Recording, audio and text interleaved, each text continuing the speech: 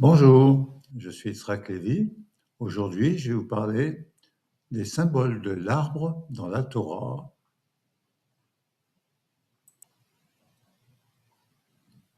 En voici le sommaire. Introduction, l'arbre et ses symboles, évocation de l'arbre dans la Torah, évocation de l'arbre dans les livres des prophètes et des hagiographes, de quelques arbres remarquables et de leurs symboles, évocation de l'arbre dans le livre des prières, et l'être humain est comparé à un arbre, des photos personnelles d'arbres remarquables et une conclusion. Introduction. L'arbre est un symbole universel, riche de significations dans de nombreuses cultures et traditions religieuses. Parmi ces symboles, on peut citer premièrement le cycle de la vie en lien avec la nature. L'arbre incarne la force vitale, la croissance et le cycle de la vie, avec les racines, le tronc, les branches, les feuilles et les fruits. Deuxièmement, la connexion entre les mondes. L'axe du monde, comme l'arbre de vie kabbalistique, l'arbre qui relie le ciel et la terre. Troisièmement, connaissance et sagesse. L'arbre de la connaissance représente l'accès au savoir, à la compréhension, exemple, l'arbre de la connaissance du bien et du mal dans le jardin d'Éden. Stabilité et expérience. Les arbres anciens, comme les chênes ou les oliviers, symbolent la sagesse accumulée. Quatrièmement, protection. En tant qu'abri, l'ombre de l'arbre offre une protection contre les éléments, le soleil et la pluie. L'arbre lui-même abrite la vie animale.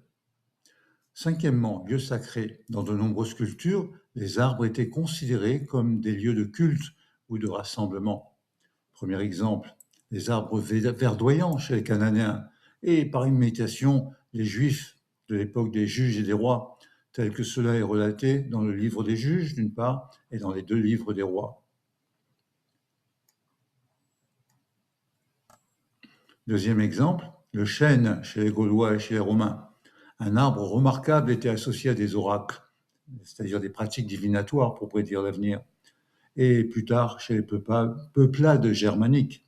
Troisième exemple, l'arbre banyan, symbole de longévité chez les hindous. Quatrième exemple, le frêne, avec dans la mythologie nordique Yggdrasil, l'arbre monde, qui représente la sagesse. Cinquièmement, le sacré. Un peu partout, les arbres sont connus comme des lieux de pèlerinage, de déambulation rituelle, de récitation des prières. Il y a des couronnes, des rubans, des chiffons qui sont suspendus aux branches des arbres pour gagner la faveur des divinités ou simplement avoir de la chance. Par exemple, je me suis promené au printemps au parc du Sceau à l'époque de la fête de Hanami, fêtée par les Japonais. Les rubans étaient accrochés. Sixièmement, fertilité et abondance.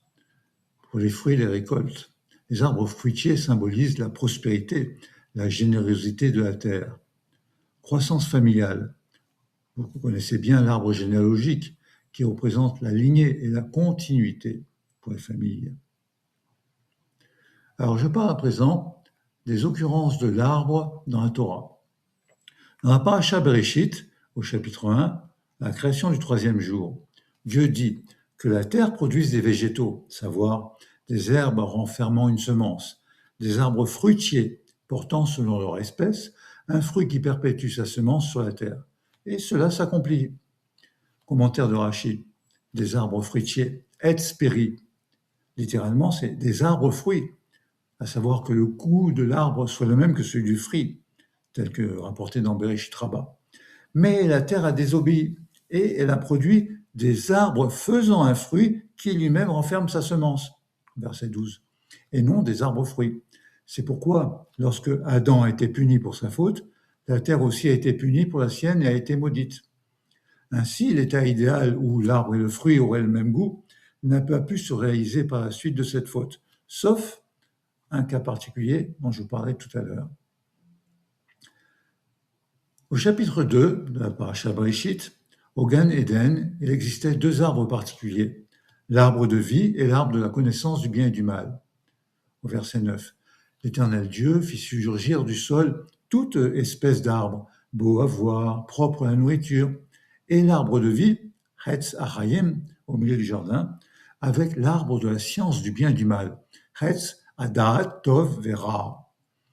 L'arbre de la vie, c'est ce qui représente l'immortalité, la communion avec Dieu.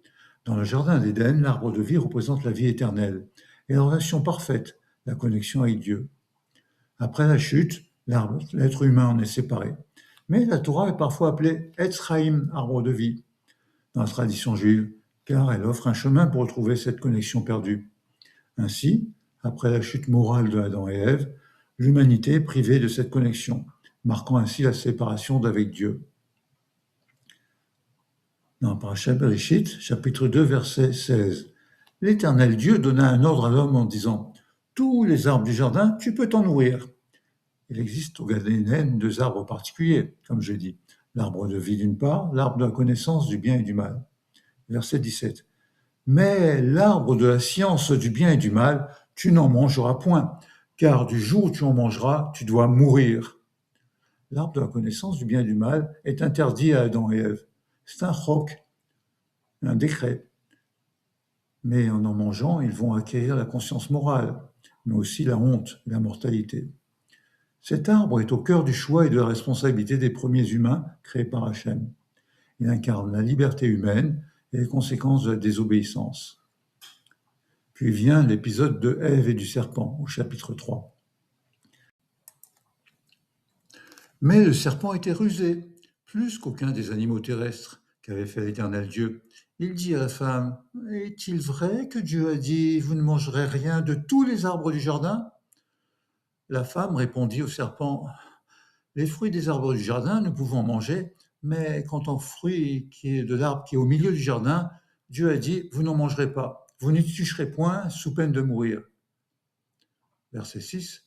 La femme jugea que l'arbre était bon comme nourriture, qu'il était attrayant à la vue et précieux pour l'intelligence. Elle cueillit de son fruit et en mangea, puis en donna à son époux, et il mangea. Leurs yeux à tous deux se dessillèrent, et ils connurent qu'ils étaient nus. Ça représente la dualité de cet arbre. C'est à la fois la connaissance morale, mais aussi la chute, la prise de conscience de la nudité, symbole de vulnérabilité, symbole de la liberté humaine et des conséquences de la transgression. L'homme, c'est-à-dire Adam, répondit à la question de Dieu. « La femme que tu m'as associée, c'est elle qui m'a donné du fruit de l'arbre, et j'ai mangé. » Cet arbre est au cœur du choix et de la responsabilité des premiers humains créés par Hachem. Il incarne la liberté humaine et les conséquences de la désobéissance. Le texte biblique ne fait pas d'allusion au pommier en tant qu'arbre défendu. La tradition populaire indique la pomme comme étant le fruit défendu et le pommier. Comment ? Eh bien, à partir de la sentence talmudique dont Rachi fait état à l'occasion du parfum exaltant qui émanait des vêtements de Jacob qui venait pour recevoir la bénédiction de son père Isaac. Ces vêtements provenaient en effet du Gan Eden, dont les pommes exhalaient un parfum enivrant. Pour cela qu'on pense que le fruit de l'arbre défendu était la pomme.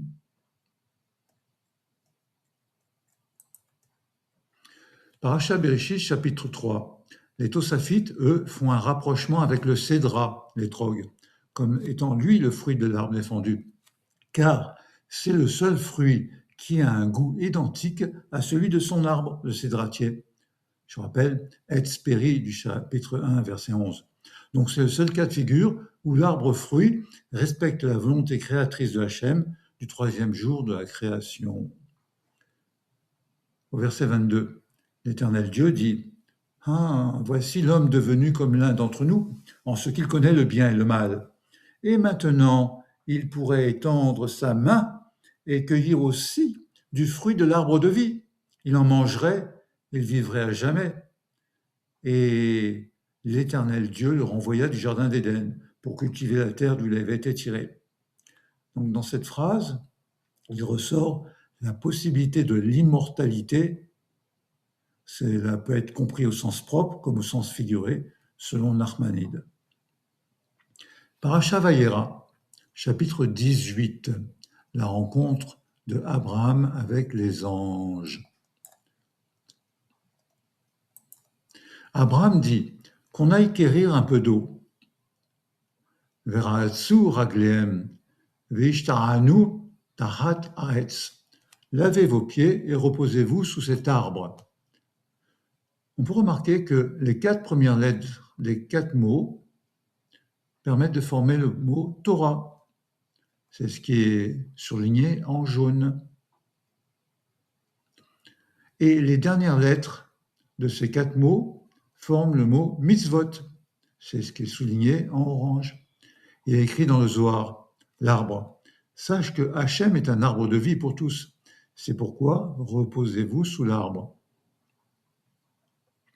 Puis Abraham courut au troupeau, choisit un veau tendre et gras, le donna à son serviteur qui se hâta de l'accommoder.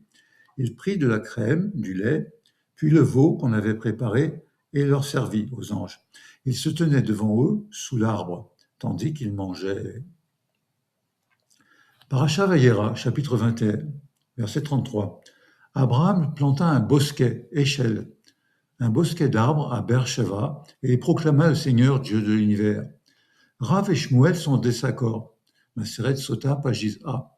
L'un enseigne que Échelle, c'était un verger, producteur de fruits, qui servait à ses hôtes pendant le repas, tandis que l'autre, Shmuel, dit que c'était une auberge pour accueillir les passants, dans laquelle on trouvait toutes sortes de fruits. Parasha Vayetse, chapitre 30. Or Jacob se pourvut de rameaux verts, de peupliers, de noisetiers, de châtaigniers. Il y pratiqua des entailles blanches, en mettant à découvert la blancheur des rameaux. Il fixa les rameaux ainsi écorcés dans les rigoles, dans les auges, où le menu bétail venait boire en face du menu bétail et entrait en chaleur en venant ainsi boire. Les brebis s'échauffèrent devant les rameaux et produisirent des agneaux rayés, pointillés, mouchetés. Commentaire de Rachi. Des rameaux verts de peuplier, d'un arbre appelé livné. Cet arbre s'identifie, selon son avis, à celui qui appelait en français le tremble, qui est de couleur blanche, l'Evana. Des branches d'amandier. Il a pris aussi une branche de louze, arbre sur lequel poussent des noisettes, et de châtaignier, harmone. Dans la paracha Teruma de l'Exode, au chapitre 26, verset 15, « Tu feras les planches du tabernacle en bois d'acacia, dressées droit. Les murs du tabernacle consistaient en de grandes planches de bois d'acacia. Selon le Midrash Tanhuma, le patriarche Jacob avait prévu par Roi Kodesh que ses enfants auraient besoin d'un bois de charpente et qu'il serait impossible d'en trouver dans le désert. Jacob avait donc planté des acacias en Égypte et recommandé ses enfants d'emporter le bois avec eux lorsqu'ils sortiraient d'exil d'Égypte. Le bois d'acacia était utilisé non seulement pour construire le tabernacle, mais aussi ses ustensiles, montrant ainsi l'importance de cet arbre dans la vie spirituelle des Bnei Israël. Le Or HaChaim observe que la disposition verticale, le bois qui s'élance de la terre vers le ciel, symbolise l'aspiration de l'homme, lier ensemble le royaume terrestre et le royaume des cieux, faire tendre la nature humaine, matérielle, vers des idéaux élevés. Dans le Lévitique, Parasha Kedoshim, chapitre 19, verset 23, « Quand vous serez entrés dans la terre promise et vous y aurez planté quelques arbres fruitiers, vous en considérerez le fruit comme une excroissance. 3 ans durant, ce sera pour vous autant d'excroissance. Il ne sera point mangé. Dans sa 4e année, tous ces fruits seront consacrés à des réjouissances en l'honneur de l'Éternel. Et la 5e année, vous pourrez jouir de ces fruits de manière à en augmenter pour vous le produit. » Il s'agit de l'interdiction de la orla, les fruits des jeunes arbres. C'est la mitzvah numéro 251. Et aussi de la sanctification des fruits de la 4e année, mitzvah numéro 220. Cette loi vise à encourager la patience et la planification à long terme, tout en reconnaissant que les arbres ont besoin de temps pour s'établir et produire des fruits de manière durable.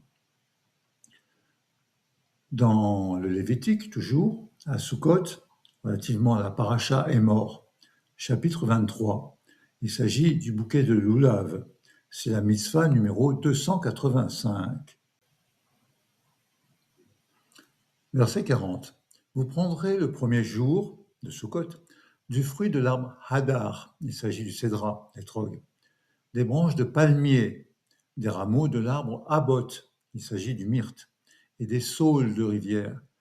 Et avec, vous vous réjouirez en présence de l'Éternel votre Dieu pendant 7 jours.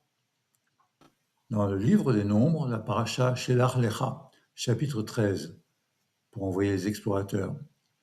Vous observerez l'aspect de ce pays et le peuple qui l'occupe, s'il est robuste ou faible, peu nombreux ou considérable. Verset 20. Quant au sol, s'il est gras ou maigre, s'il est boisé ou non, en fait en hébreu c'est écrit Ayesh ba etz im ayin, commentaire de Rachid, y a-t-il un arbre? C'est-à-dire, y a-t-il parmi eux un homme vertueux dont les mérites sont à même de les protéger? Maseret Baba Batra, page 15a. Tâchez aussi d'emporter quelques-uns des fruits du pays.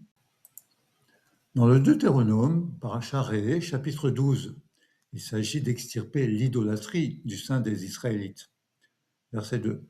Vous devez détruire tous les lieux où les peuples dépossédés par vous auront honoré leur divinité, sur les hautes montagnes, sur les collines et au pied des arbres touffus. Etz Ra'anan. Cette expression Etz Ra'anan va revenir souvent. Dans la paracha Shoftim, chapitre 16, verset 21. Ne plante chez toi ni Ashéra, ni arbre quelconque auprès de l'autel que tu devras ériger à l'Éternel ton Dieu. C'est la mitzvah numéro 505. Ashéra, qu'est-ce que c'est? C'est un arbre sacré qui représentait sous une forme stylisée la déesse cananéenne de la fertilité. Commentaire de Rachid. Tu ne planteras pas d'Ashéra. Cela vient consacrer la culpabilité dès le moment où il l'a planté. Et même si le Bné Israël ne l'adore pas, il transgresse l'interdiction de le planter. Tu ne planteras pas tout arbre à côté de l'autel de Hachem, ton Elohim. C'est l'interdiction de planter un arbre sur le mont du temple. Dans la paracha Shoftim, chapitre 20, verset 19, « Si tu as arrêté longtemps au siège d'une ville que tu attaques pour t'en rendre maître, tu ne dois cependant pas en détruire les arbres qui emportent sur eux la cognée, parce que ces arbres, c'est eux qui te nourrissent, tu ne dois pas les abattre. » C'est la mitzvah numéro 530. Oui, l'arbre du champ, c'est l'homme même. Qui a Adam, Etz Asadé, tu l'épargneras dans les travaux du siège. Rachi, sur le commentaire de qui à Adam. Qui, car l'homme est un arbre du champ. Le mot qui s'entend ici dans le sens d'une hypothèse, peut-être. Et s'il était un homme, l'arbre des champs, pour se laisser enfermer dans la ville assiégée devant toi et souffrir de la faim et de la soif comme les habitants de la ville? Si ce n'était pas le cas, pourquoi le détruirais-tu? Je développerai un peu plus loin le parallèle entre l'homme et l'arbre, précisément planche 55. Donc toujours dans Parashat Shoftim, au verset 20. Seulement l'arbre que tu sauras n'être pas un arbre fruitier, celui-là tu peux le sacrifier et l'abattre pour l'employer à des travaux de siège contre la ville qui est en guerre contre toi. C'est la mitzvah numéro 530. Ne pas détruire d'arbres fruitiers lors du siège d'une ville ennemie. Parmi ces arbres, il y avait les oliviers également. Sauf si c'est un vieil olivier. Nos sages ont précisé qu'un olivier qui produit moins de un quart de cab d'olive, c'est-à-dire un demi-litre, celui-là peut être abattu. J'en ai terminé avec le livre de la Torah. Passons à présent aux occurrences de l'arbre dans le livre des prophètes. Dans le livre des juges, au chapitre 9, Abimélec a massacré ses frères, à savoir les 70 fils de Jérubaal. Jotam, le plus jeune fils de Jérubaal, alias Gédéon, celui-ci resta en vie parce qu'il s'était caché. Or, tous les bourgeois de Shrem et toute la maison de Milo s'assemblèrent et se rendirent auprès du chêne de Moutsab dans Shrem.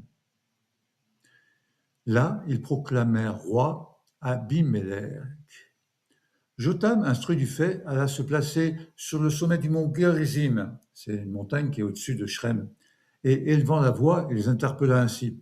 « Écoutez-moi, bourgeois de Shrem, et Dieu aussi vous écoutera. » Voici une métaphore de Jotam au sujet des arbres qui voulurent se donner un roi. Un jour, les arbres se mirent en campagne pour se donner un roi. Ils dirent à l'olivier, « toi, sois notre roi. L'olivier leur répondit, quoi? Je renoncerai à mon suc que Dieu et les hommes pris en moi pour aller me fatiguer à gouverner les arbres? Les arbres dirent au figuier, toi, viens régner sur nous. Le figuier leur répondit, quoi? Je renoncerai à ma douceur, à ma production exquise pour me fatiguer à gouverner les arbres.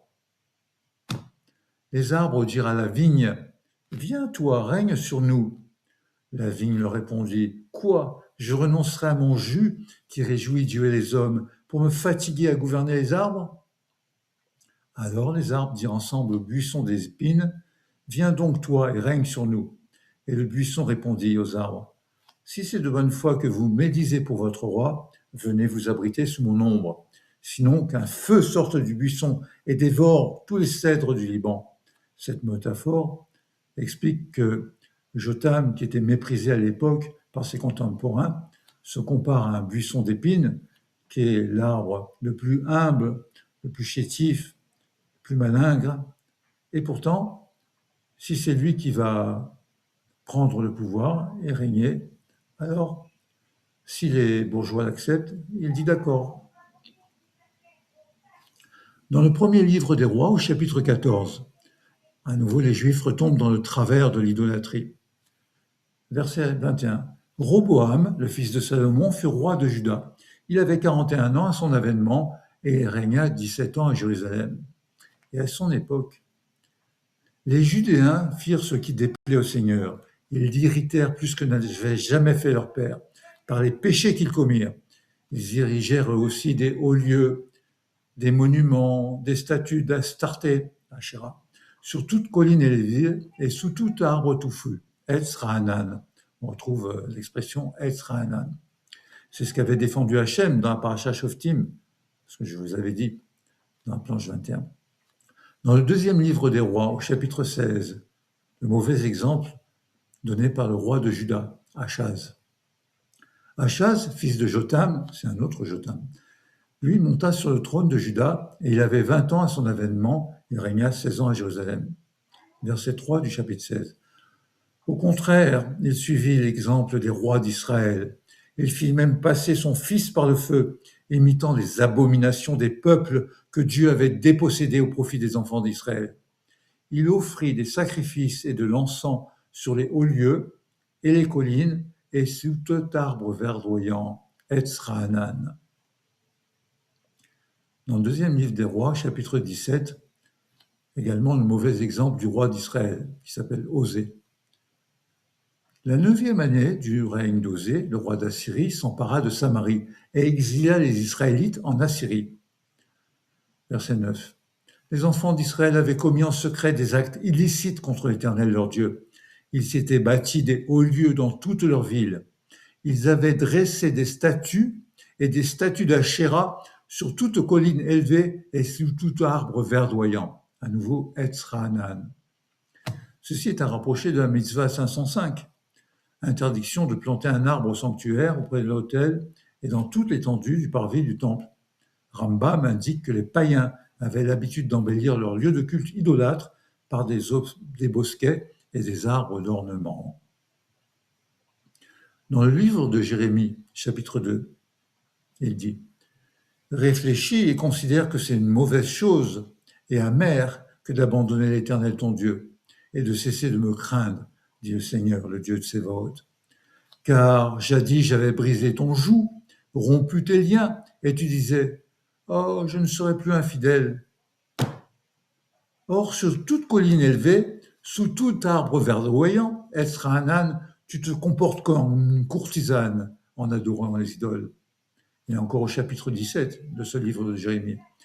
Le péché de Juda est inscrit avec un burin de fer, avec une pointe de diamant. Il est gravé sur la table de leur cœur, aux angles de vos autels. De telle sorte que leurs fils gardent souvenir de leurs autels, de leurs statues d'Ashéra près des arbres verdoyants, Etz Ra'anan, sur les hautes collines. Dans le livre de Jérémie, au chapitre 1, parole de Jérémie, fils de Hilkiyahu, l'un des prêtres demeurant à Anatot sur le territoire de Benjamin. La parole de l'Éternel me fut adressée en ces termes. Que vois-tu, Jérémie? Je répondis, je vois un rameau de l'arbre hâtif, chaked. L'amandier, effectivement, un arbre hâtif en ce sens qu'il fleurit en premier. Tu as bien vu, me dit l'Éternel, car je vais me hâter, qui choked ani, d'accomplir ma parole. Un jeu de mots entre chaked et choked. Dans les psaumes au chapitre 1, heureux l'homme qui ne suit point les conseils des méchants, qui ne tient pas dans la voie des pécheurs et ne prend pas place dans la société des railleurs, mais qui trouve son plaisir dans la loi de l'Éternel et médite cette loi jour et nuit. L'homme, il sera comme un arbre planté auprès des cours d'eau, qui donne ses fruits en leur saison et dont les feuilles ne se flétrissent pas. Tout ce qu'il fera réussira. Au chapitre 96, c'est le psaume pour réjouir sa famille. Verset 12.